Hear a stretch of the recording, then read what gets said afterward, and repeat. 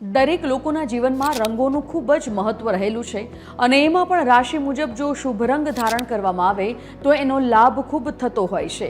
આજે વાત કરીશું રાશિ મંડળની બીજી રાશિ વૃષભ રાશિ વિશે કે વૃષભ રાશિના જાતકોનો શુભ રંગ કયો છે અને આ રાશિના લોકોનું વ્યક્તિત્વ કેવું હોય છે।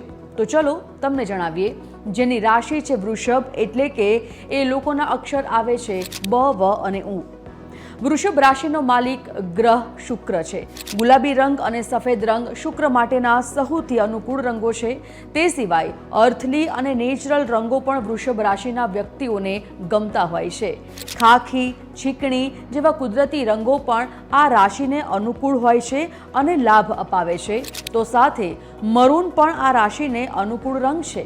વૃષભ રાશિના વ્યક્તિઓને આરામદાયક અને પ્રેક્ટિકલ ડ્રેસિંગ કરવું ગમે છે, જે તેમની આવડતને અનુકૂળ હોય।